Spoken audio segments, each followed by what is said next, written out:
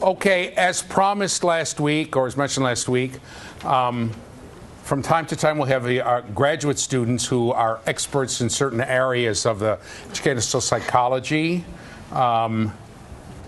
doing some of the lectures. Today we have Miss Frances Colon, who is, there she is, I'll get out of the picture, and she's going to talk today about behaviorism and explain the basic principles of behaviorism to you, and I'm going to go sit down. Okay. Oh, here you go. He has a special effect that he likes everybody to see. Okay. B.F. Skinner. Basically, he's known as the father of behaviorism. When he came about, before he came about, we were doing a lot of the psychoanalytic work, and basically his idea was to make education and psychology more scientific. Before, psychoanalysis was all about the unconscious and about the mind, and basically it wasn't proven, so he was trying to make it this more, observable, and we'll talk about that.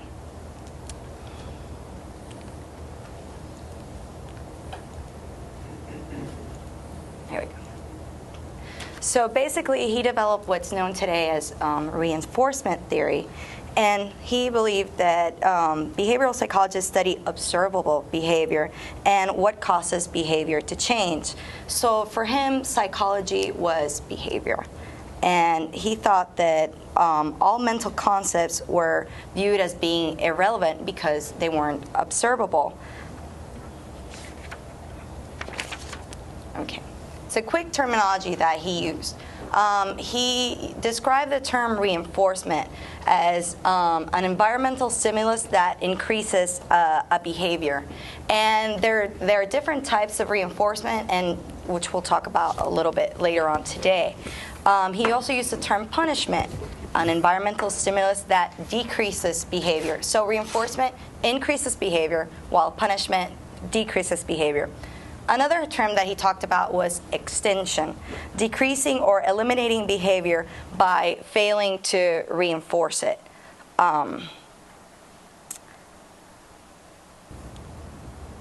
Now, Skinner had this idea that in the world we have natural and emitted behaviors. These are things that just happen naturally in the environment. Can anyone think of things that we're just born with that we do? Suck your thumb? I saw another hand. Oh. Suck your thumb. How about the lady on the right? Suck. Anything else? Breathing? Nail biting. I guess. Biting, yeah. Moving your hands and legs. I saw another hand. Talking, in a sense. Noises. Yes, and so these are behaviors that are that we do naturally without that need for reinforcement. And then the environment shapes these innate behaviors, so we can do more complicated behaviors. For example, how do babies learn to talk? Through modeling.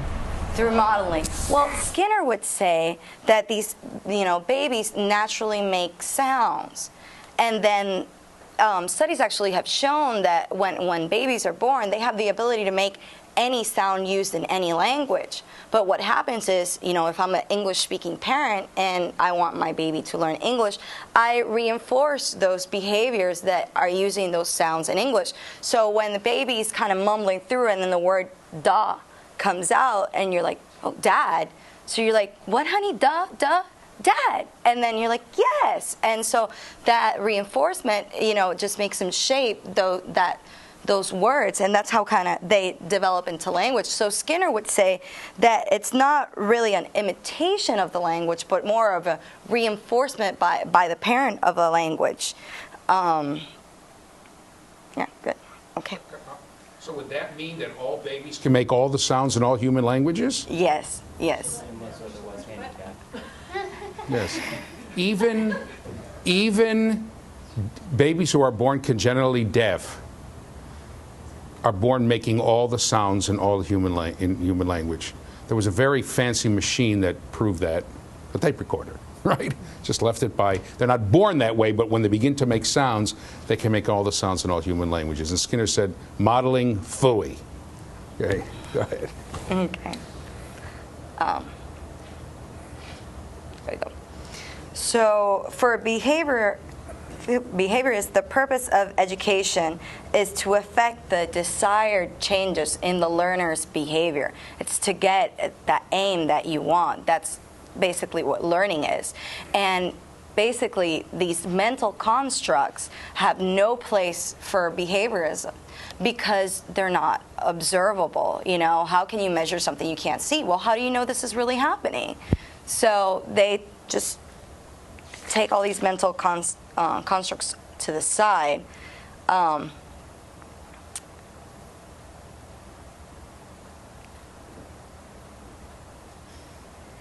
Evil words for behaviorists.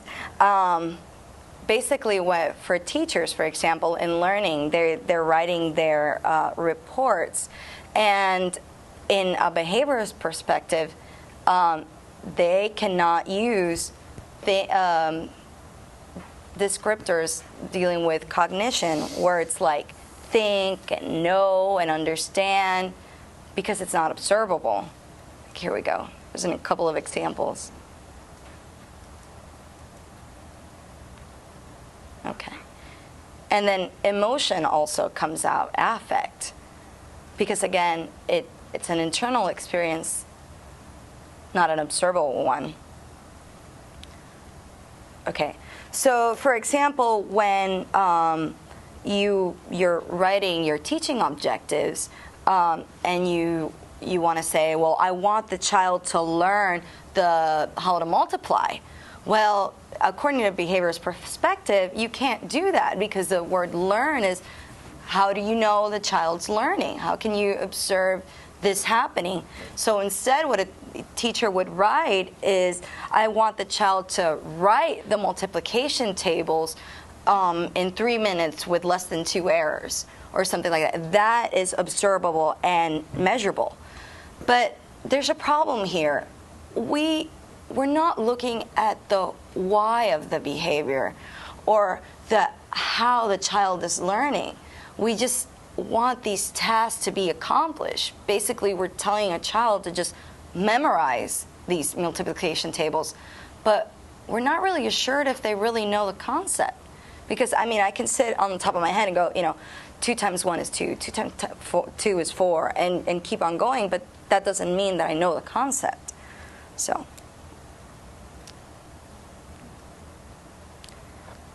Behaviorists maintain that these evil words, must never be used in the classroom. Educational objectives might only be stated in behavioral terms. So for educators, in this perspective, education means changing behavior or behavior modification.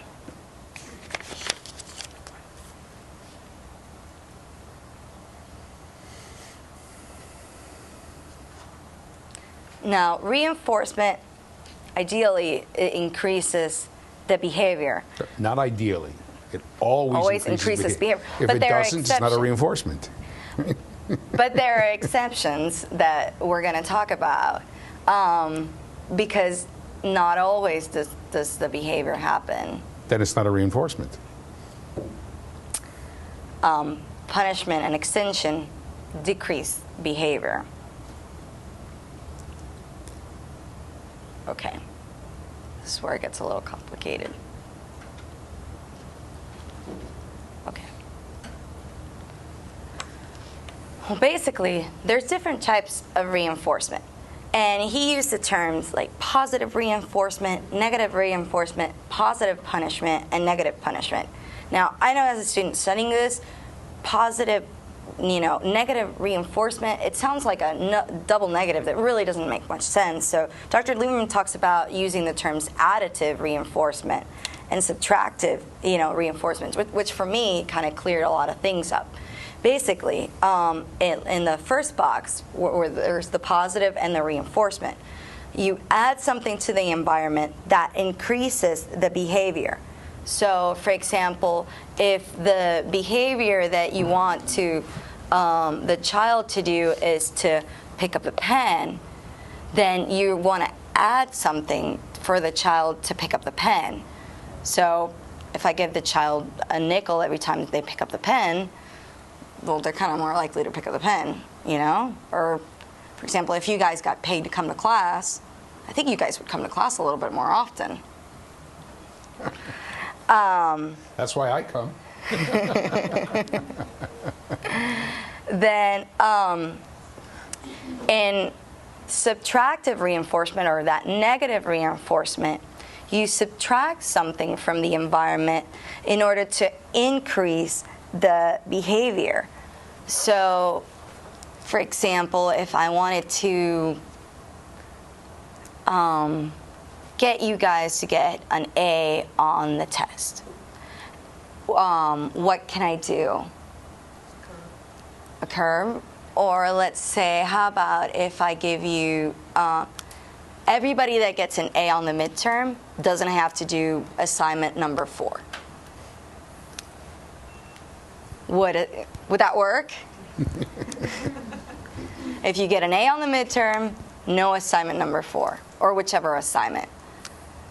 Because the assignment is work, right? And not most of the times it's the most enjoyable experience. So by taking that away, I'm increasing your behavior to get an A on the test.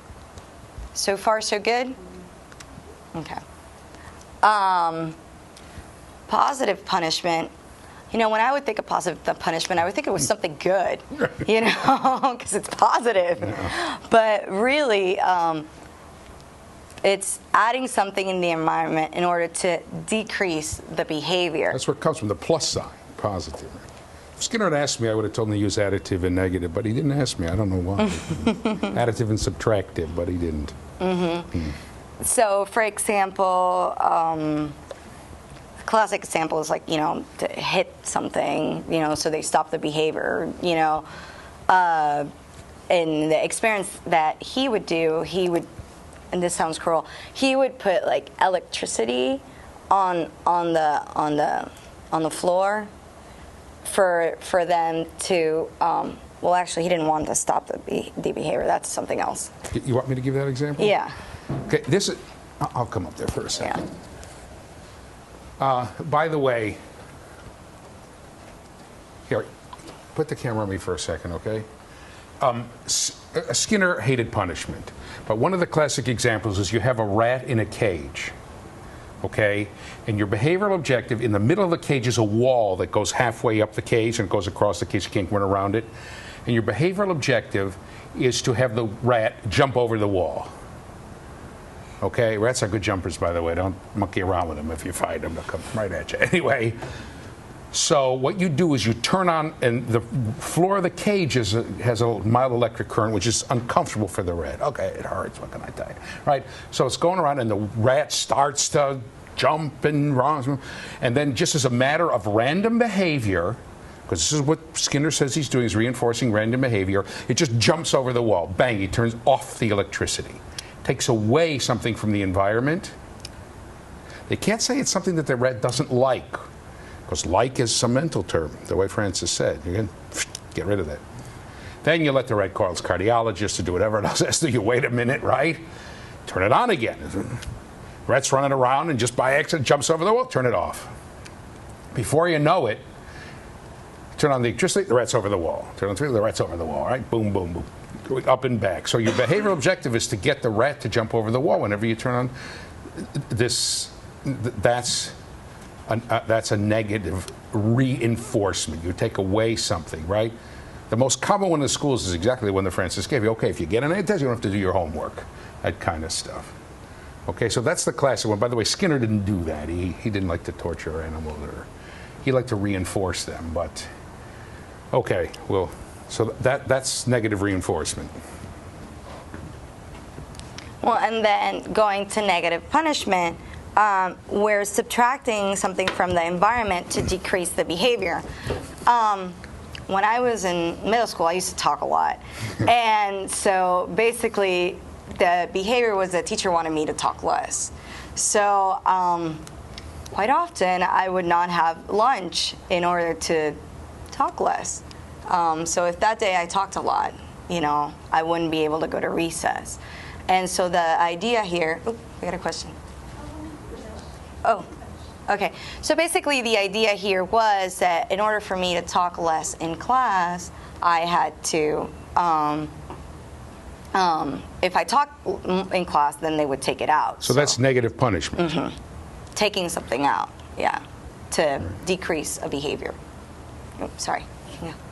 I was a little confused on the positive punishment, and I just want to give an example just to make sure I'm clear. There's some movie that came out, I can't remember the name of it, but there was like a dog that kept barking at the door, and they were trying to refrain him from barking at the door, so they like electrocuted the dog every time it would try to bark at the door, and was like some mother or something. Would that be positive punishment? Yes, that's adding something unpleasurable to decrease the behavior. Pleasurable? Unpleasurable. Except Skinner would never use that word. Yeah. It's just adding something that decreases the behavior. Like every time you do it, I hit you in the head with a book. I guess from a teacher's perspective, I don't know if this is a good example, but say you give a spelling test, a spelling pre-test, and if kids, some of them do make an A on it, 100 perfect, they don't have to take the actual test. Would that be a good example? That, yeah, right. That's like taking the homework away. It's a negative reinforcement, yeah. Mm-hmm. It's a negative reinforcement, yeah. Subtractive. That's my term.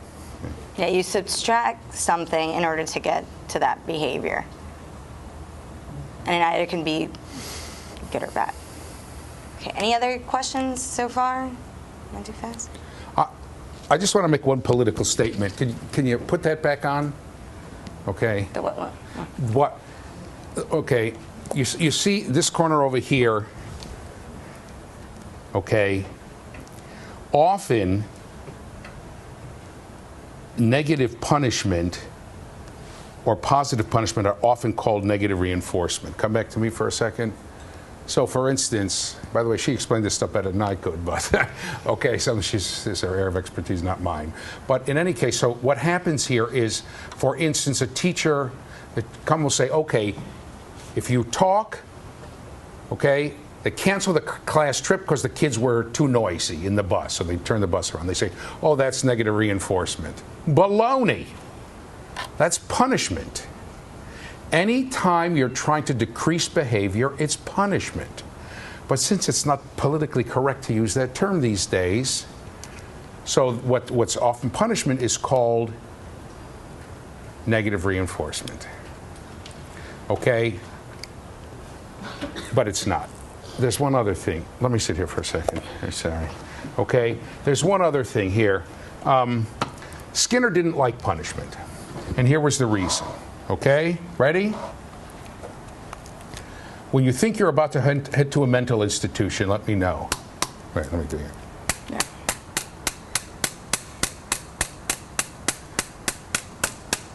How many people are starting to get extremely annoyed? Right? Very annoying. So you come up, you take a ruler, bang, hit me on the hand. I do it again. Bang, hit me on the hand, right? Do it the third day, bang, hit me on the next day I come in. I stop doing that behavior, and I'm doing this one. Right? So bang, you come and zap, you electric shock my hands when I do it. Right? Do that 3-4 times, I stop doing it, and I come in. I used to be able to rattle the windows with this one. Oh, that wasn't a bad one, was it? All day. I was the junior high school, middle school champ of making that noise. If a teacher ever caught me, I wouldn't be here today. I'd be out on the streets, right? She threatened to kick out of school and kill anyone, whoever was doing that. Every time she'd turn her back, I could give up pop, right? So he said, cut it out. He said, when you punish a behavior, you never know what you're going to get in its stead. So why don't you reinforce the behaviors you do want?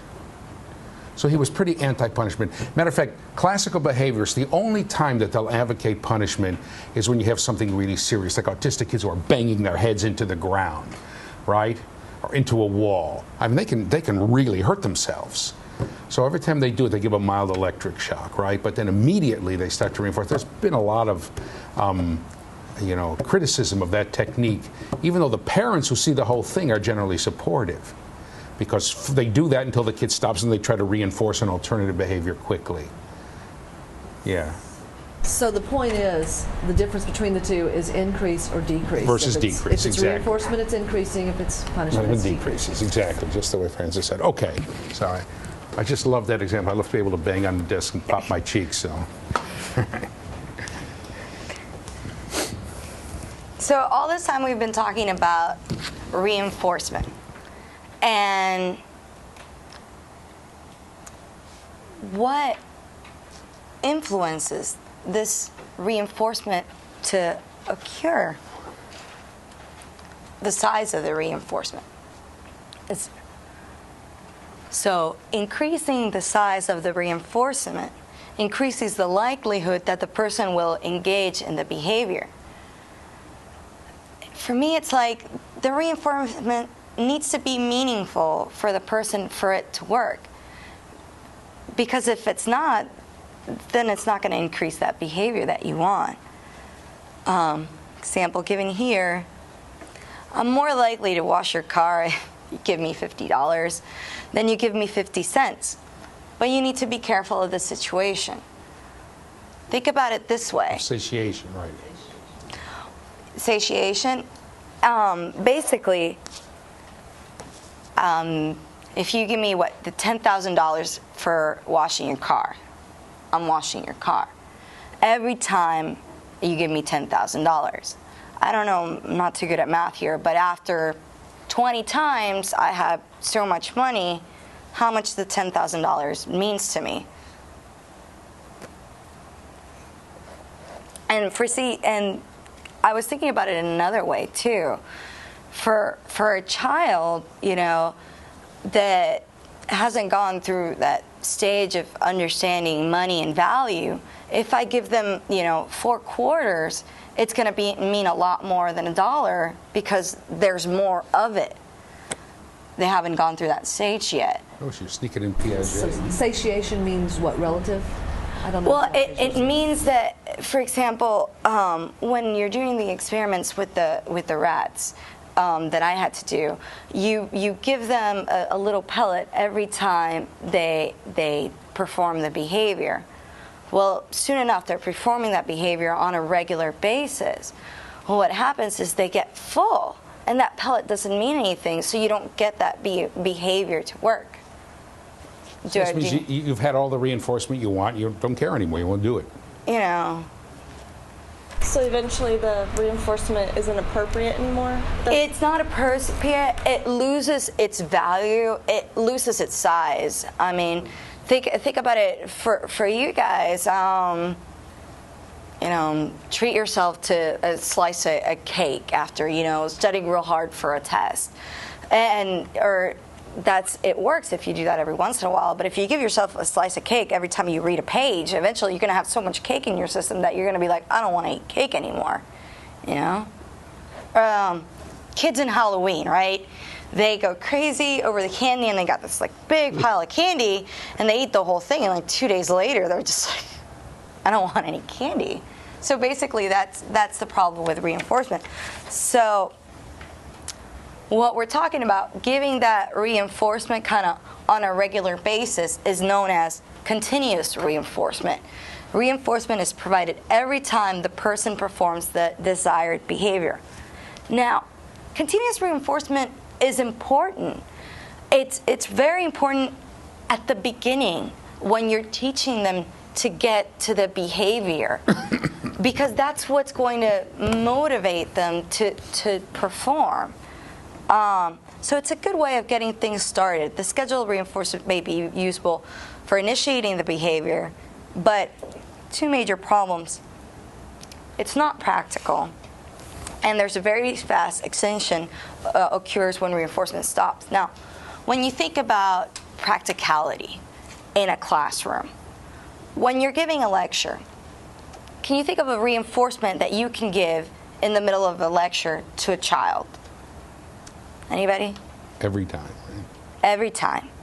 So, for example, I think, okay, every time, my child, makes a comment in class that's constructive, I'm going to be like, Johnny, that's really, really good job.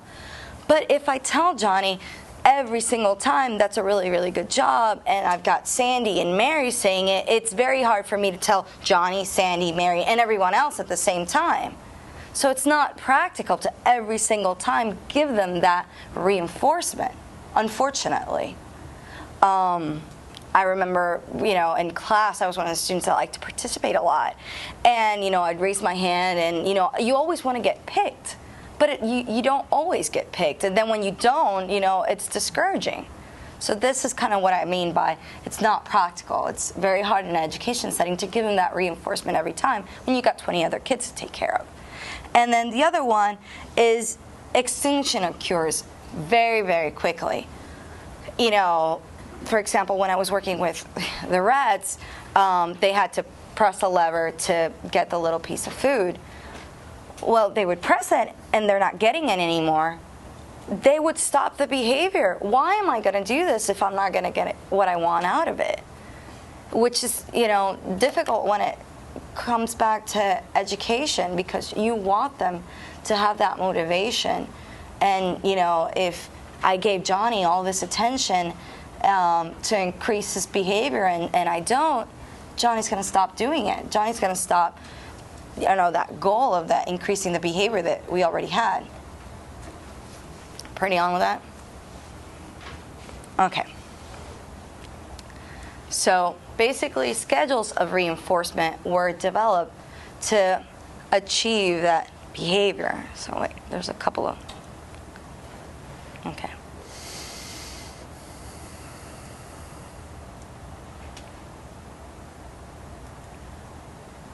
Okay.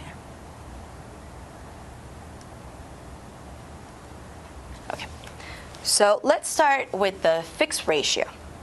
Basically, what this means is you get the reinforcement after you perform the behavior after a specific amount of performing the behavior a specific amount of times.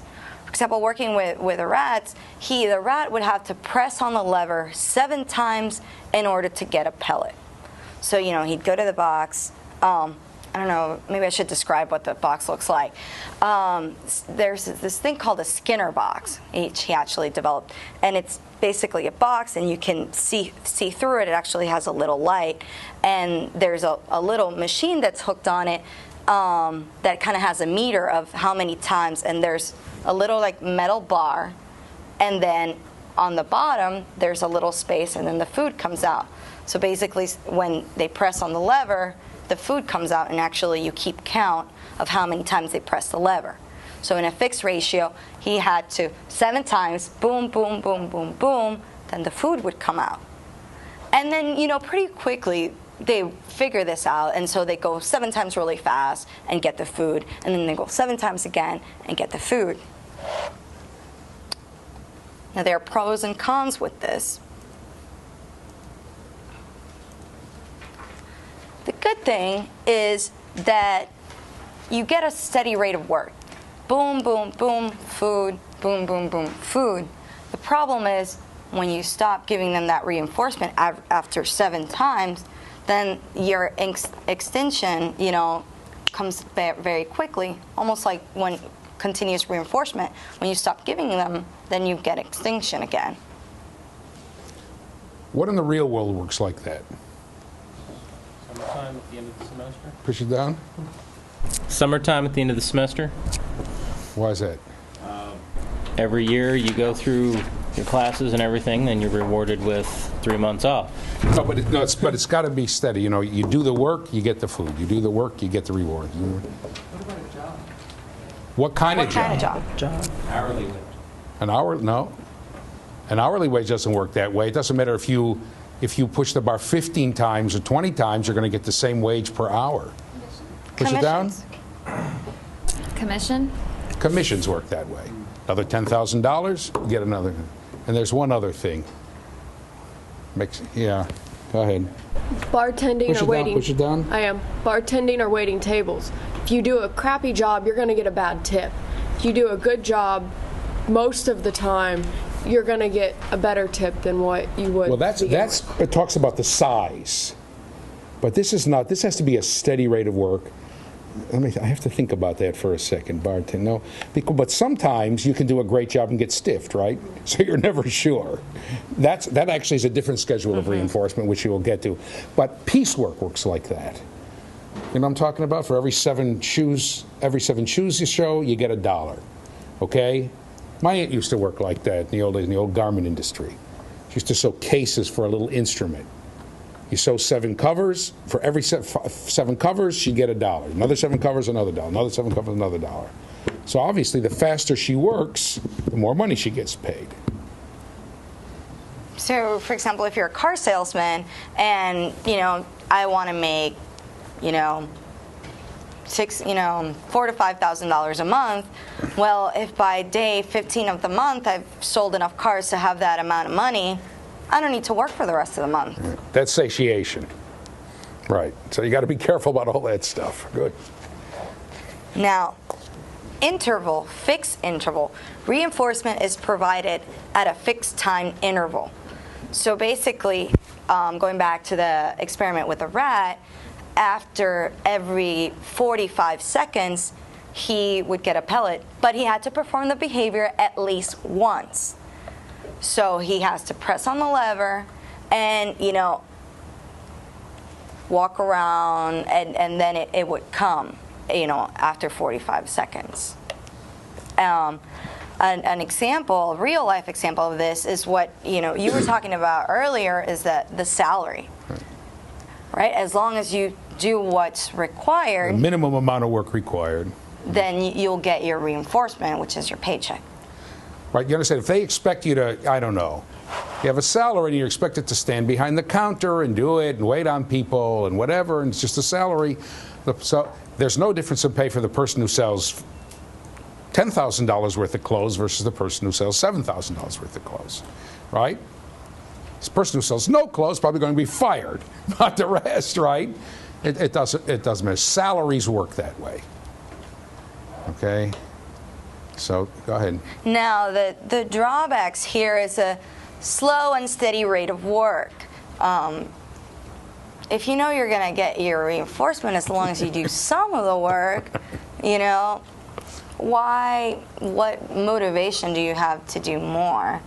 And then again, a fast rate of extinction. I'm sure that if you're working and you don't get your paycheck, you're not going to come back to work.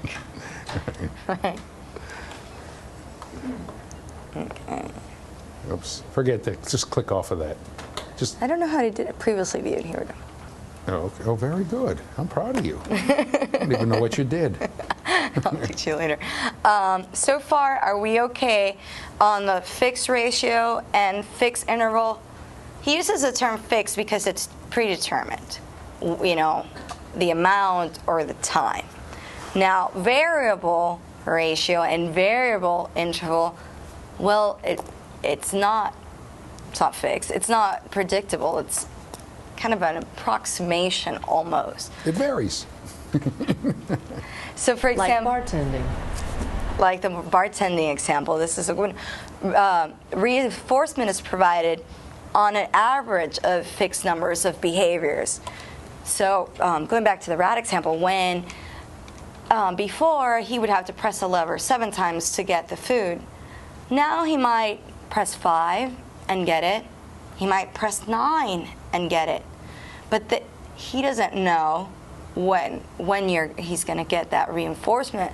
So this is hilarious if you ever get to do this experiment.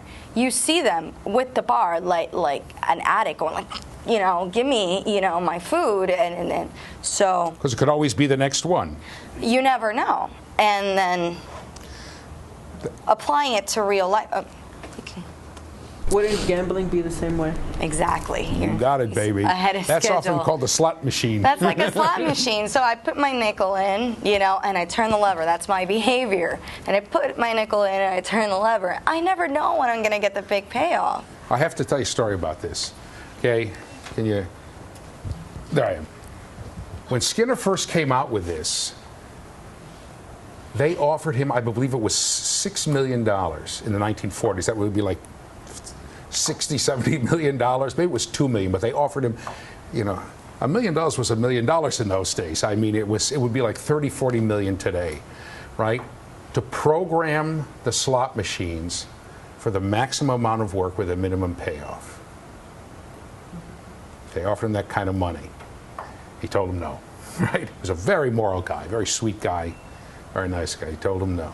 But that's exactly right. That's a slot machine way to do it, because it can always be the next one. By the way, the same thing with raising your hand. If you call on kids once in a while, they're going, ooh, because it could always be you called on the next time, if they like being called on, of course.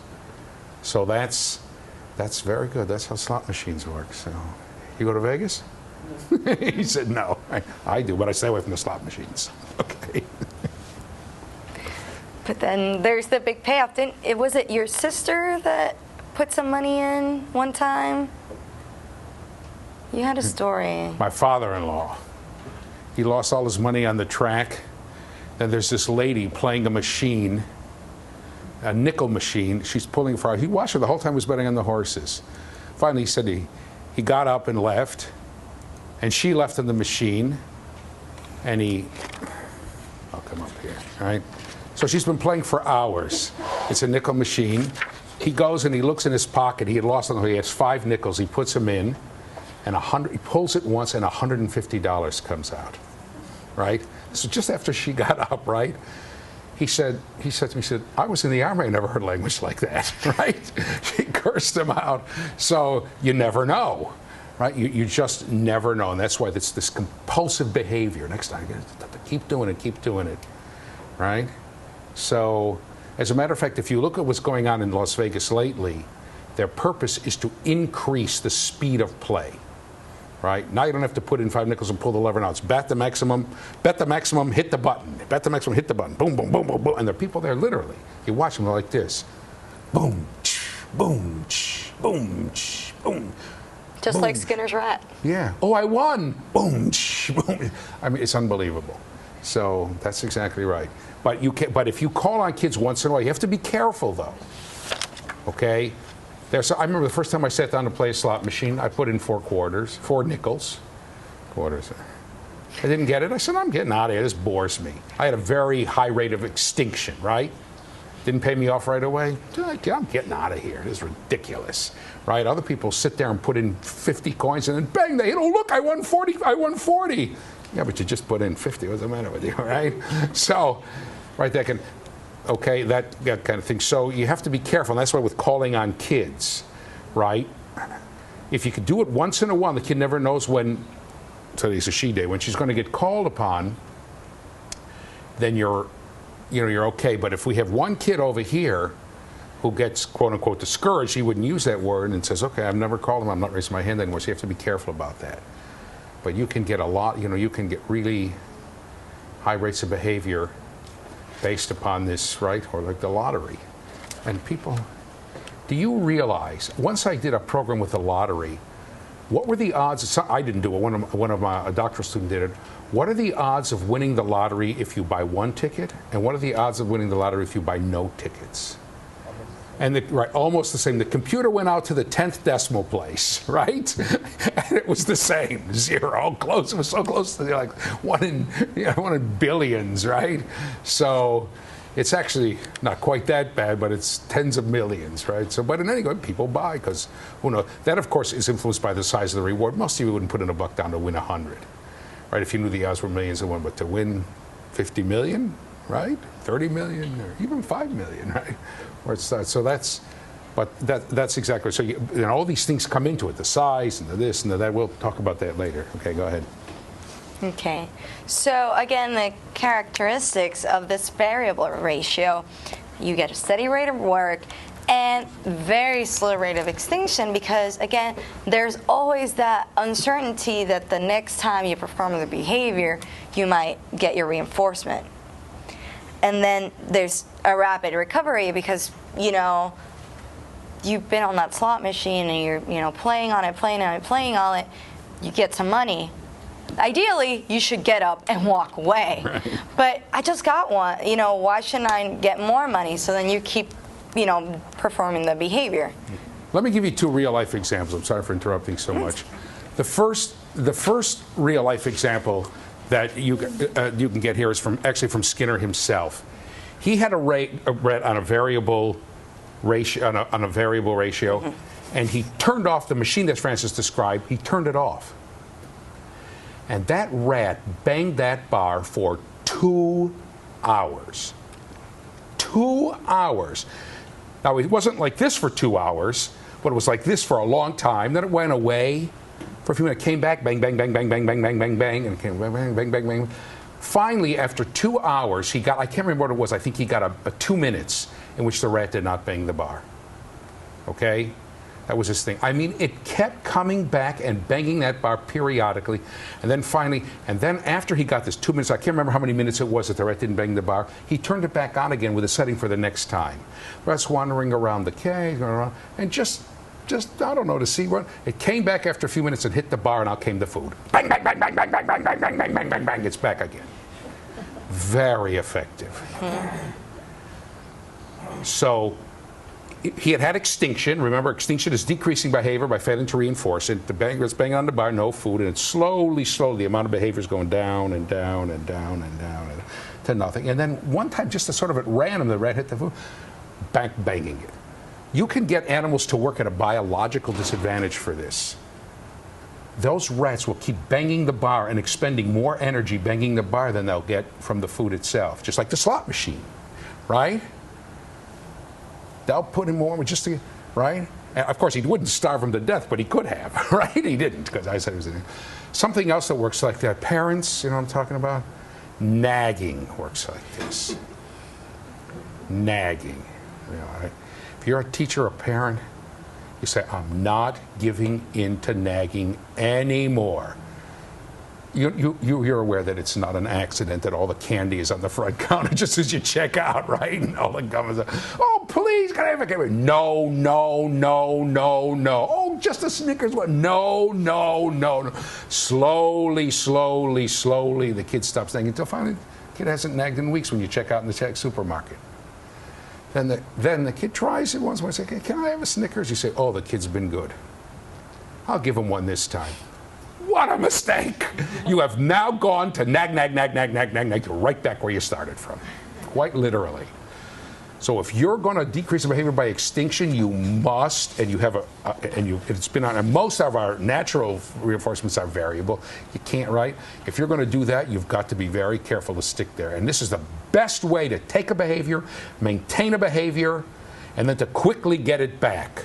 If I have my student who I never call on, and once in a while she's like this, and one day she's going like this, I say, oh, let me call on you. She's back to raising her hand all the time, even though, right? So you've got to be very, you've got to be clear. And by the way, you usually can spot it beforehand. If I see my student, tell me your name again, I forgot. Lynn. Push it down. Right. Lynn. If I notice that Lynn has begun raising her hand very, very little, behavior's being extinguished, call on her once, bang, you'll be right back to this, right? So this is very effective, right? And it's effective both ways, right? If the kid wants, if the reinforcing behavior is you're yelling at the kid, because the kid's the class clown, right? And you yell at, sometimes you ignore it, sometimes you don't, and every once in a while you yell at the kid, you're guaranteed that class clown behavior will go on until the end of time, or at the end of the school year in any case. You have to be very careful about this. But it's effective when you can get it for positive stuff. Okay. So here you go. It's always true that the next performance of the behavior could bring the reinforcement. That's the power within it. You have to show me that afterwards. And then now there's the integral variable. And for me, this is where it gets a little complicated, because it's not every 45 seconds they press it once and they get the reinforcement. It could be, every 30 seconds, every minute. So it gets confusing So actually. the average of every 45 seconds. Yeah, but it really gets confusing, I guess, for the learner, because they don't know when they're going to get the reinforcement. Right. So, as opposed to the variable ratio that just promoted that behavior, this really isn't doing that as well. Well, it does, because, as a matter of fact, most learners can't tell the difference between the two. Because, right here, hit the next one. Yeah, it's very different because, again, to this day, there are arguments among the quote-unquote professional slot machine players in Vegas as to whether the machines are playing off by variable interval or variable ratio. I'll come back up here for 1 second. You will see, if you ever go to Vegas and play, every once in a while, especially if you go to the lower limit, the cheaper casinos, there'll be somebody in the back sitting watching. Usually looks like he hasn't bathed for 3 days and hasn't shared, just watching. Those people are convinced that it's a variable interval schedule. And they usually have a watch on. There are no clocks in casinos in Vegas, right? Watching, or any casino you go to, they're watching. And they're pretty convinced that the machine pays off on the average of every 20 minutes, a good payoff. And if they see a machine that goes like to 60 minutes and hasn't paid off, they're convinced it's due, baby. This machine is due. You'll hear that, right? By the way, the manufacturers are honest. They'll tell you that's just not true. It's based on a variable ratio. But a variable interval says I'm going to pay off on the average of every 45 seconds. But sometimes it'll be 10 seconds, sometimes it'll be 3 seconds, sometimes it'll be a minute and a half. So it works the same as a variable interval. It's very difficult to tell the difference for the learner. All I know is if I keep hitting, the next hit could do it. So it's very difficult. The problem is, as Francis was pointing out, is that it's much harder to regulate that if you're the teacher, because it's not so effective, and you have to keep track. Has the person done the behavior? Usually it's not one.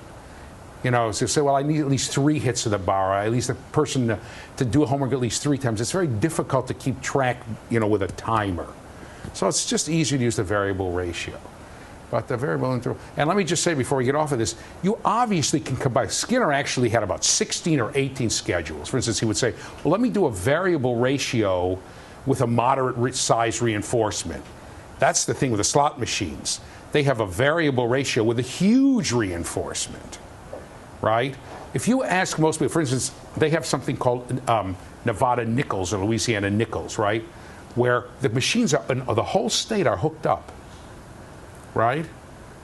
They're hooked up. So you can be sitting, and the jackpot increases by how much money is bet. So you can be standing in front of a bank of those machines, nobody's playing, and the jackpot's going up because somebody's playing in a city on the other side, you know.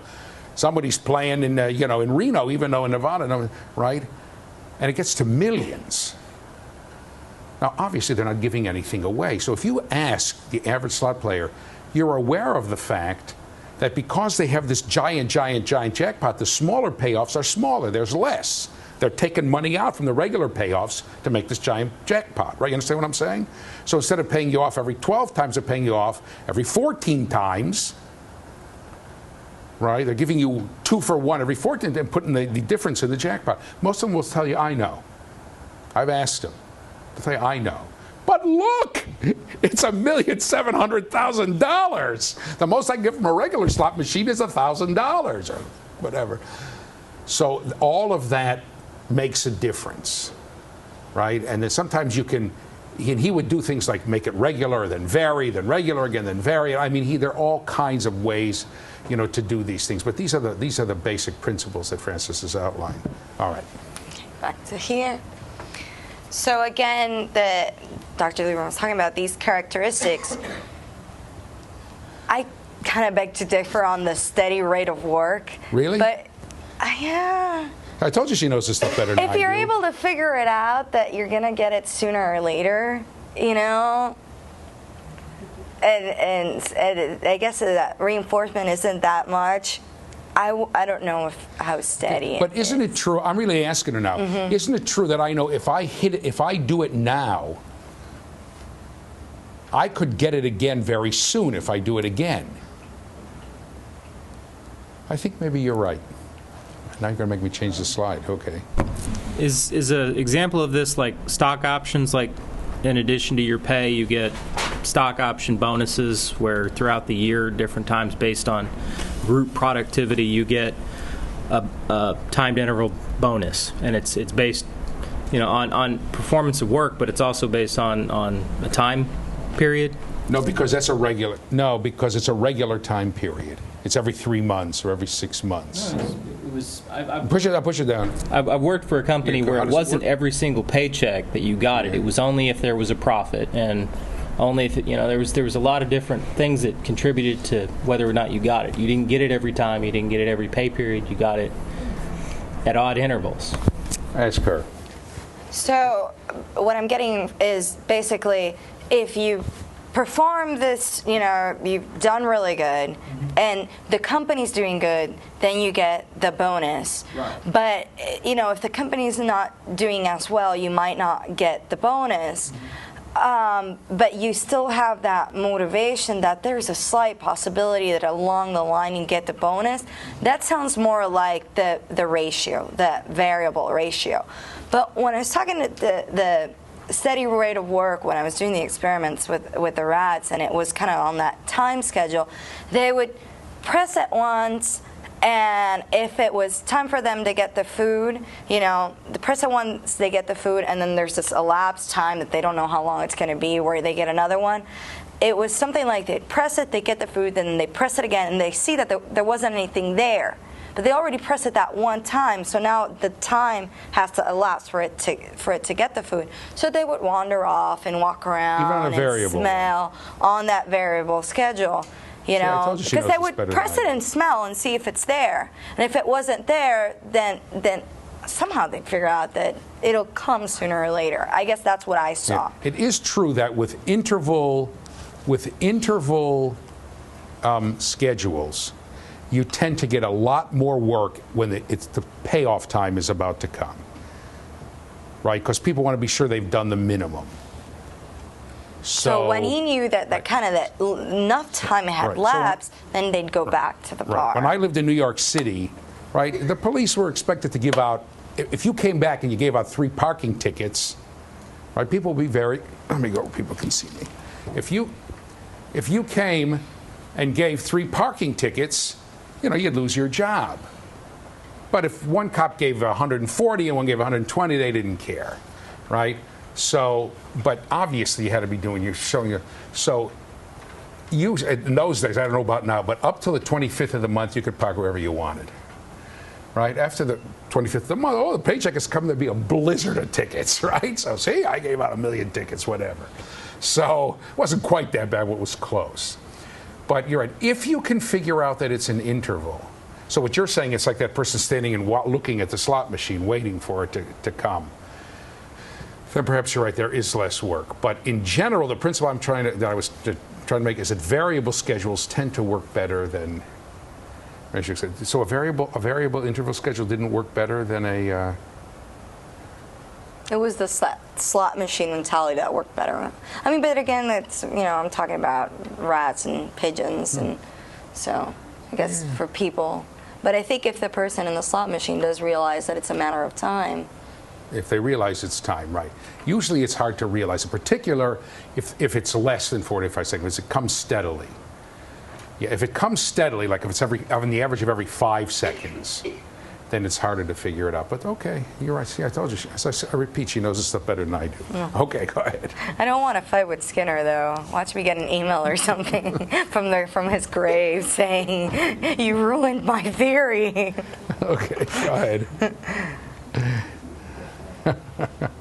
Weren't you saying today was his birthday? His passing today? No, I don't know when he passed away. It's been a few years already. Okay. So before I move on, I know this is kind of a heavy slide and it's got a lot of stuff. Are there any questions as far as the ratio schedules? I just kind of want to make sure I understand. If we had to just put a word on everything, if we're talking about fixed ratio, we can talk about commission. If we're talking about fixed interval, we can compare it to a salary, the 1st and 15th or once a month or whatever. We're talking about a variable ratio, we're talking about gambling. It's the interval variable I'm trying to figure out what's put on that, so it sparks my memory. Now, he said something about you get more right before the payoff. That's assuming you can figure out what the interval is. If it's fixed. If it's fixed. If you can figure out what the interval is. Well, you know it's But I'm the still first. having trouble figuring out what to put to variable interval in order to really fully understand it. I think he talked about like the machines are set. They say that it's ratio, not interval. But if they were interval, like after an hour, an hour give or take, it gives you a payoff. Then that's variable interval is an average of a time. Right, yes, exactly. average of a time. So if you look, in other words, if you look, I'm going to pay you every 10 seconds, okay? So in the average, in 2 minutes, I don't know, and so in 2 minutes, you've been paid 12 times, right? Well, here I'm going to do the same thing. After 2 minutes, it's going to be 12 payoffs, but first it's bang, bang, a payoff, right? So it's 2 seconds for a payoff, then 15 seconds for a payoff, then 3 seconds for a payoff, then 18 seconds for a payoff, then 10 seconds for. At the end of the 2 minutes, it's still 12 payoffs, but the time has been varied at random. And if you can't, and as I said, if you can't figure out that it's by time, then the work is steady. But the rats could figure it out, eh? One of the ways you can figure it out, by the way, if you're sitting there and not doing the work and it comes, then you can say, oh, it's going to come anyway, the heck with it, right? So that's why it's, and that maybe, I'm going to have to change that slide, sorry. Okay. Don't worry, I'll post it. Those of you who are watching on tape, it's changed already. All right. Okay. Not the semester when it wasn't recorded. Okay, sorry, go ahead. So we're pretty good on this. If not, you can email the class and get back to you. So in a behavior classroom, the first thing that needs to be done is to identify that behavioral objective. I remember that before we were talking about that it couldn't be a matter of cognition or affect. None of those words, like those evil words like think and learn and understand. So it has to be something that can be observed. And the second thing is to find that reinforcement that will increase the desired behavior. Now, when you're with a classroom of like 18 children, one reinforcement that can work for one child cannot work or may not work for the other child. So this is more like an art, I guess, to figure out what works for each child. And I mean, some teachers that have all these years of experience are able to do that, but it's difficult. I mean, right? And what's a reinforcement for one child may be a punishment for another, right? I was thinking of like a cookie example. Everybody likes a different kind of cookie. Like some people like chocolate chip, some people like peanut butter, some people like, butter cookies. And so if you got to know what cookie to give to each child, and if you're getting the peanut butter cookie to the child that's allergic to peanut butter, then you have a problem. So I guess. Watch this. How many people here don't like the taste of milk chocolate? Who doesn't like milk chocolate? One person. Who else? You don't like it either? 2 people. She doesn't even want to do it. Her hand is, here, I'll show you. Her hand is up like this. Her hand is up like this, right? She's sitting there, she's going like this. Because people have told you you're crazy, right? I did. I turned around and said, what's wrong with you? Yeah, what are you, nuts? How many people think there's got to be something wrong with her? That she doesn't love the taste of chocolate. But you know what her answer was? I like dark chocolate, was her answer. Oh. Go ahead. There are some people that are allergic to milk and dark chocolates, and so they Right, don't. exactly. Go ahead. I was going to say medical allergic. I'm allergic to chocolate. You're allergic to chocolate, but you like the taste, right? Yeah. Sorry, you're not crazy about it. How many people here love the taste of Brussels sprouts? See, just 4 of us. How many people think it's some disgusting grass that people try to pass off as food? Almost everybody, right? So you never know. That's one of the problems. You never know. The truth is, If you were offering me Brussels sprouts, I love milk chocolate. If you were to offer me Brussels sprouts or dark chocolate, I'd take the Brussels sprouts. I really liked it. I don't know what to tell you. By the way, I hardly ever eat them because my wife can't stand the smell of them cooking, right? And so even if I say, okay, I'll cook them myself, I'm a horrible cook. But even if I say I'll cook them myself, she said, I'm leaving the house, right? So, but it's so you never know. Some kids, the only way they can get attention is to be yelled at. So for some kids, it's a punishment. How many people here, if you get called on, I was going to talk about you don't like it? When you were a kid, it was embarrassing. You just wanted to say, anybody? There are kids like, yeah, I see shy kids. So you have to be careful. For me, I was always, oh, right? That's the kind of kid I was. So it depends. You never know. And that's, by the way, we'll get to it, one of the big problems with the theory. Okay, go ahead. Okay. Don't like milk chocolate. You need therapy. Okay?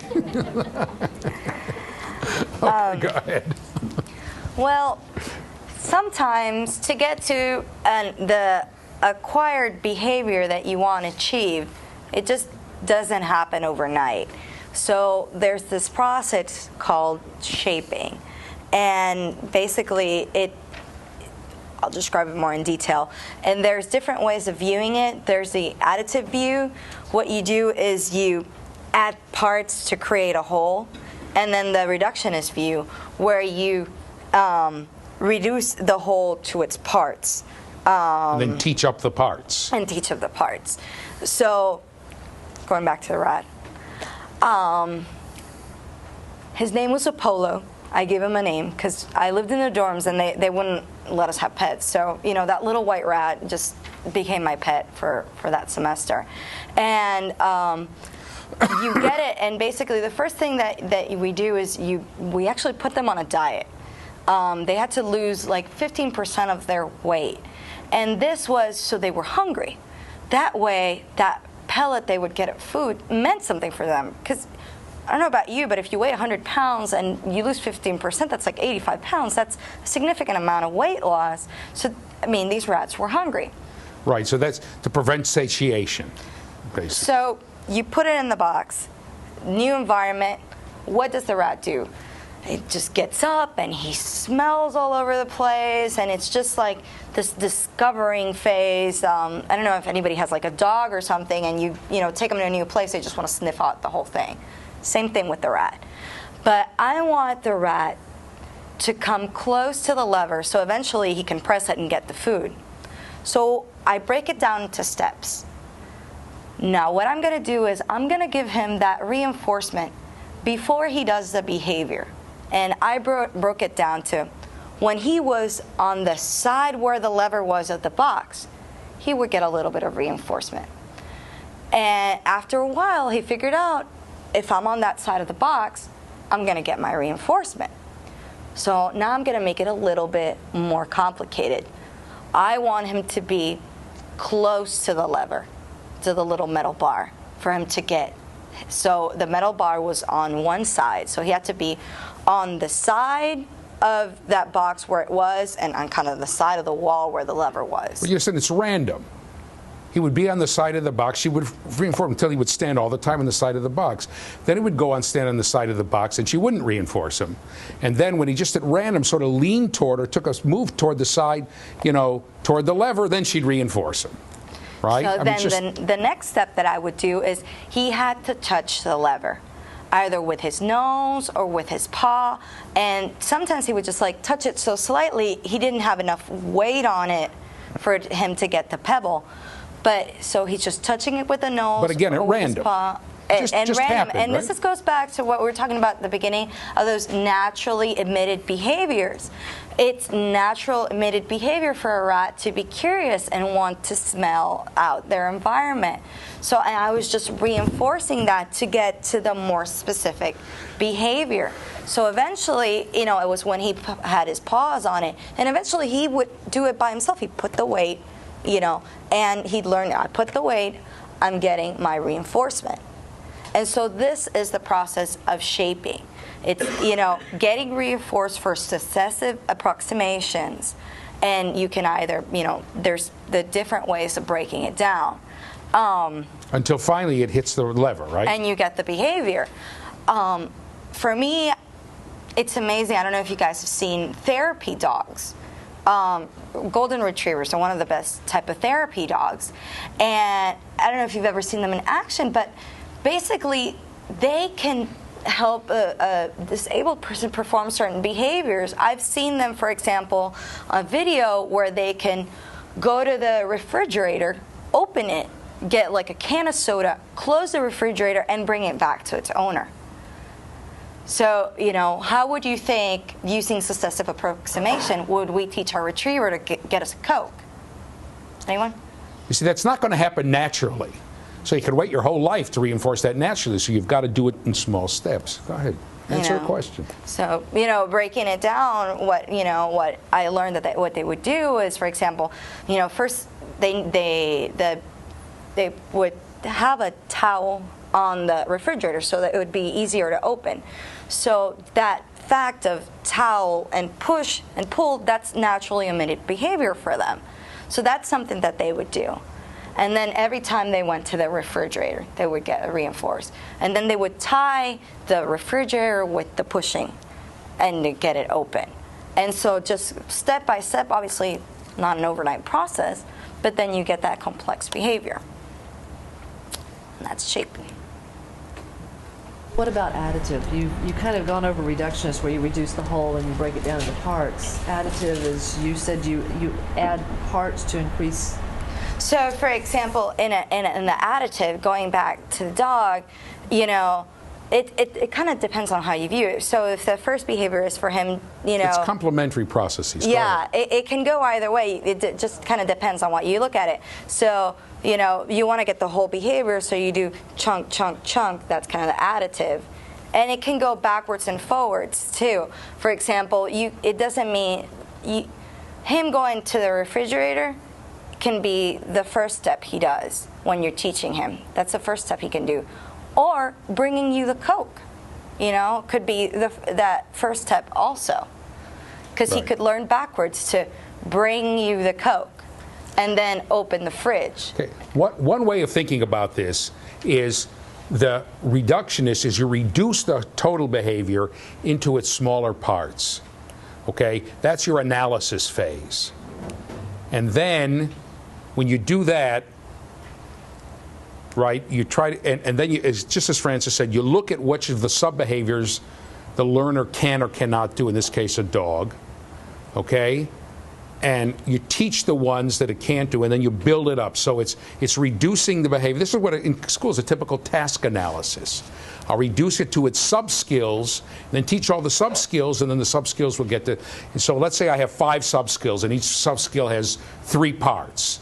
3 parts to it. So I'll teach the parts of the parts and get all the, until I've taught all the 5 sub-skills, then I'll put the 5 sub-skills together and I'll get the whole task. And you break it down into finer and finer degrees until you get it. Okay, this is called a task analysis. Okay, so just to make sure I understand, you were taking the example of the dog. You've got the dog, the ultimate, the whole task or the whole thing you want to teach him is how to go from the chair to the refrigerator and back again. So you reduce it down to smaller parts. To its smaller parts. And then you add each one back in. So that's additive and... Just to give you an idea of what psychology is about, I believe that task analysis is one of the worst things that has ever happened to education. Okay? We'll get to that when it comes to Piaget, okay?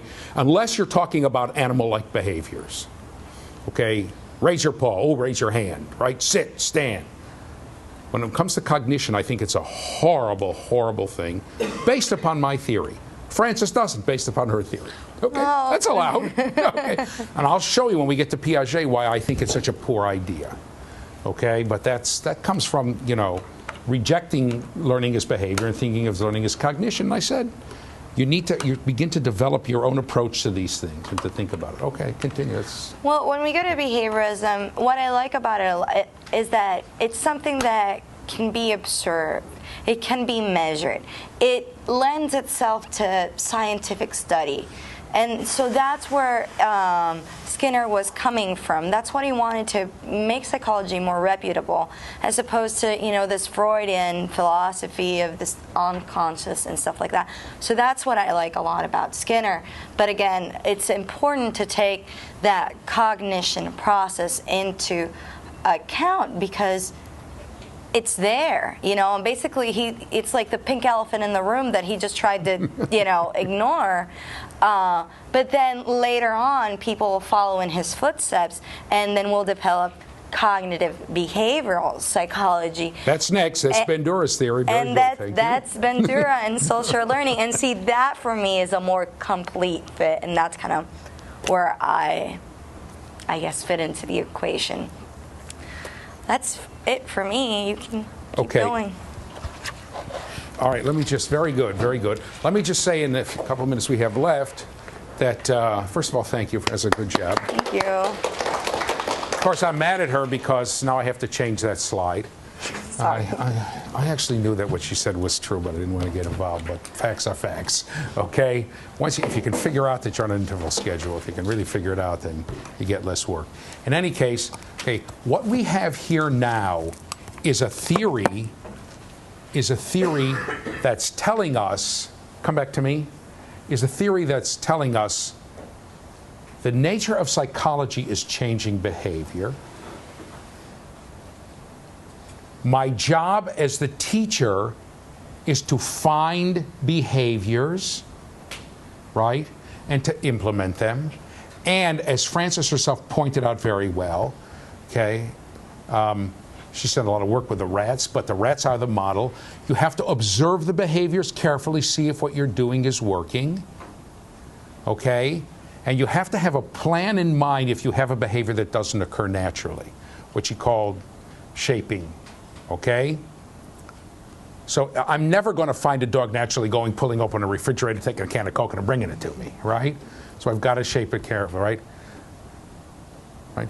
And sometimes you will find a behavior that will occur naturally, like, tell me your name again. Go ahead. Rosanna. Rosanna will come and sit down and read a book, right? And every time she does it, I'll reinforce her. And just come and tell me your name. Rocky. Rocky, if I wait for him to do that, right, I'm going to have to be waiting while he's in the old age home, right? He doesn't do it. So what I'm going to have to do is say, okay, I'm going to watch Rocky walking around the room. When he gets close to a book, I'll reinforce him, okay? Okay, then he gets close and close the same way. For instance, some people will tell you there's kids who jump out of their seats. They're running around all the time. Well, what you do is tell me your name? George. George. The 1 minute in the 1 minute in the hour that George is sitting in his seat, reinforce him. But tell me your name again? Daniel. Daniel never sits in his seat. Never. So what I'm going to have to do is exactly what Frances said. Well, I'm going to have to see him wandering around the room and then reinforce him when he's closest to it, in his round to the seat. And then he's going to stand in that spot, and then when he leans toward the seat, I reinforce him, right? So that's the idea of shaping. Okay, go ahead. When you reinforce him, once he's running around the room and then he sits down and you give him reinforcement, wouldn't he associate that with running around the room? So he would think, well, I have to run around the room and then sit down in order to get the reinforcement? Yes. Once again, Frances told you that. She told you that's right. Remember how she said no, no, no, no, no when you said language is learned by modeling? Right? That's the same thing. You're saying he's going to model, Daniel's going to model George in order to get the same reinforcement, right? That is what Frances just mentioned, the last few words that she said. Right? Social learning. I learned from observing the environment. Skinner wanted nothing to do with that. It's all direct reinforcement. And go ahead, Frances. Push down the black thing. Here we go.